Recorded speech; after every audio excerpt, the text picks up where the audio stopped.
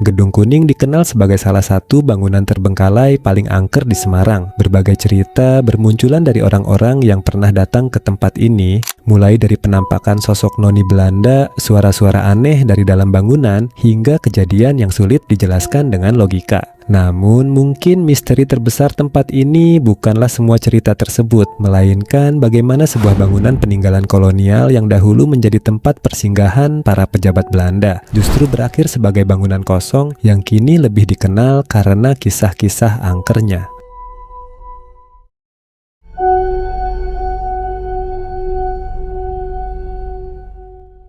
Untuk memahami kenapa Gedung Kuning begitu dikenal dan sering dikaitkan dengan berbagai cerita misteri, kita perlu melihat kembali bagaimana bangunan ini bermula.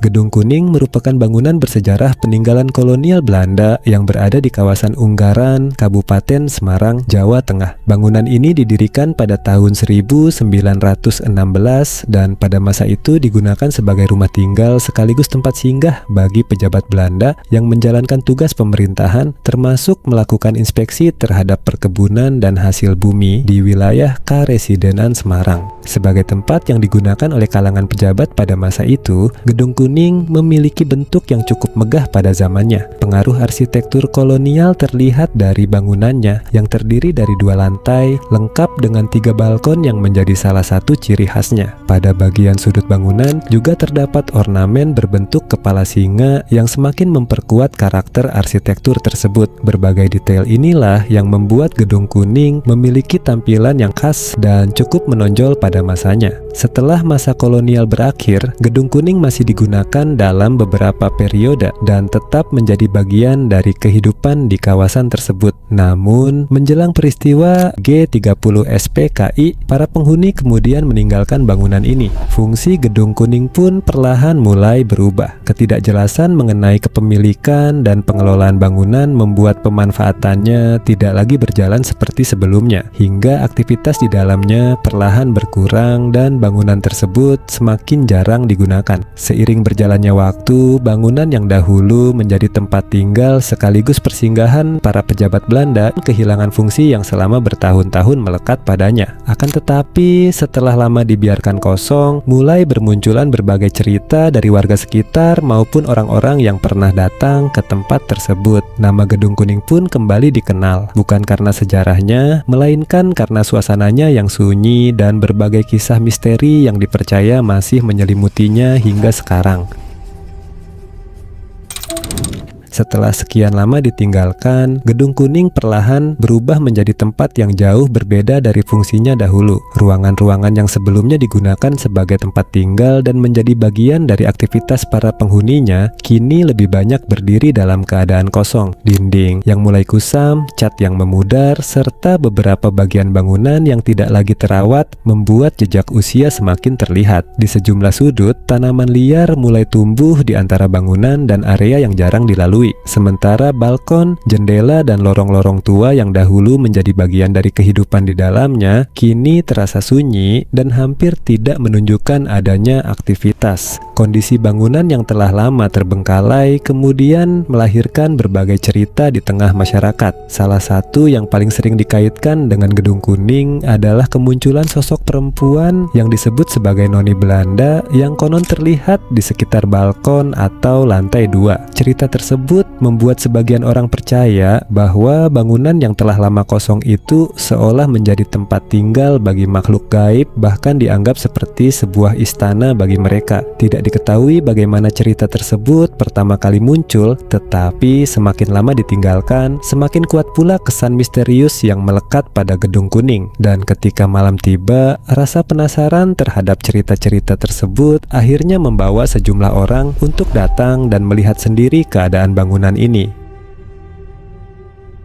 Seiring semakin luasnya pembahasan mengenai Gedung Kuning di media sosial, banyak konten kreator hingga tim eksplorasi horor mulai berdatangan untuk melihat langsung kondisi bangunan tersebut. Sebagian besar memilih melakukan uji nyali pada malam hari ketika aktivitas di sekitar bangunan mulai berkurang dan bagian dalam Gedung Kuning perlahan dipenuhi kegelapan. Berbekal kamera, senter, serta perlengkapan dokumentasi, mereka mulai menelusuri ruangan demi ruangan sambil mencoba mencari tahu apakah berbagai cerita yang selama ini beredar benar-benar menyimpan sesuatu. Dalam beberapa eksplorasi, para kreator tidak hanya berjalan menyusuri bangunan, tetapi juga mencoba melakukan komunikasi seolah sedang berinteraksi dengan sosok yang mereka percaya berada di tempat tersebut. Mereka mengajukan pertanyaan dan menunggu reaksi yang muncul, sementara anggota tim lainnya mengamati keadaan di sekitar. Sementara itu, pada penelusuran yang berbeda, situasi bahkan berubah lebih serius ketika seorang kreator mengalami kondisi yang oleh orang-orang yang bersamanya dianggap sebagai kesurupan. Anggota tim yang berada di sekitarnya langsung mendekat dan berusaha memastikan kondisinya tetap aman, sementara kamera terus merekam situasi yang berlangsung. Alih-alih langsung menghentikan kegiatan, beberapa orang justru mencoba berkomunikasi dengan sosok yang mereka yakini sedang merasuki peserta tersebut. Mereka mulai mengajukan sejumlah pertanyaan, berusaha mengetahui siapa yang mereka anggap sedang hadir dan apa yang sebenarnya terjadi. Suasana di dalam ruangan pun berubah menjadi jauh lebih tegang ketika respons yang muncul membuat mereka semakin yakin bahwa ada sesuatu yang sedang mereka hadapi. Percakapan tersebut berlangsung ketika kondisi peserta semakin sulit dikendalikan. Tim beberapa kali mencoba menenangkan keadaan sambil tetap melanjutkan komunikasi, tetapi situasi justru membuat suasana semakin panik. Pada titik tertentu, mereka akhirnya memutuskan untuk menghentikan interaksi dan mengeluarkan sosok yang diyakini sedang merasuki peserta tersebut. Setelah proses itu dilakukan, perhatian tim beralih sepenuhnya pada kondisi rekannya untuk memastikan keadaan kembali aman. Kejadian tersebut kemudian menjadi salah satu bagian paling intens dalam dokumentasi uji nyali yang mereka lakukan di Gedung Kuning. Setelah kejadian itu, suasana eksplorasi tidak lagi seperti sebelumnya. Beberapa anggota tim mulai mempertimbangkan untuk mengakhiri uji nyali karena keadaan yang mereka hadapi sudah semakin sulit dikendalikan. Bagi mereka, keputusan tersebut menjadi pilihan yang harus diambil ketika rasa penasaran sudah tidak lagi sebanding dengan situasi yang sedang dihadapi. Namun, berbagai pengalaman yang dialami para kreator di tempat ini justru menimbulkan satu pertanyaan besar. Apakah semua kejadian tersebut benar-benar berkaitan dengan sesuatu yang berada di dalam bangunan, atau sebenarnya ada penjelasan lain di balik apa yang mereka alami?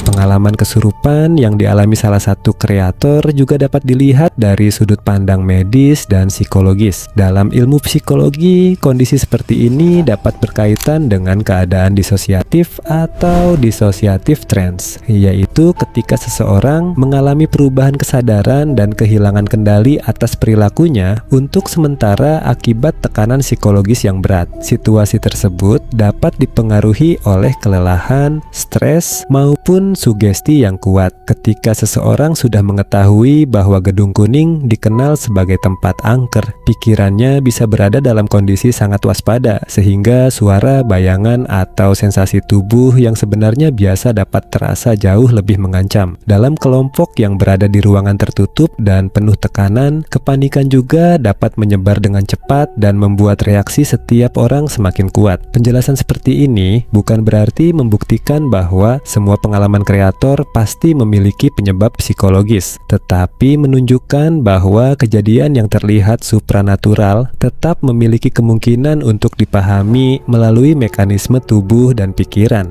Pada akhirnya, cerita mengenai Gedung Kuning sebaiknya tetap dilihat dari berbagai sisi. Kisah yang berkembang di masyarakat dan pengalaman para kreator memang menjadi bagian dari perjalanan tempat ini, tetapi tidak semuanya dapat dianggap sebagai fakta yang sudah terbukti. Terlepas dari benar atau tidaknya cerita tentang sosok yang dipercaya berada di dalamnya, bangunan tua seperti ini tetap memiliki risiko nyata yang tidak boleh diabaikan, terutama ketika kondisi struktur dan lingkungan sudah tidak terawat. Karena itu, rasa penasaran sebaiknya tidak membuat seseorang mengabaikan keselamatan hanya demi membuktikan sebuah cerita. Gedung Kuning mungkin akan terus menyimpan tanda tanya bagi siapapun yang mendengarnya, tetapi pada akhirnya setiap orang tetap memiliki pilihan untuk melihat kisah tersebut dari sisi misteri maupun dari penjelasan yang lebih masuk akal.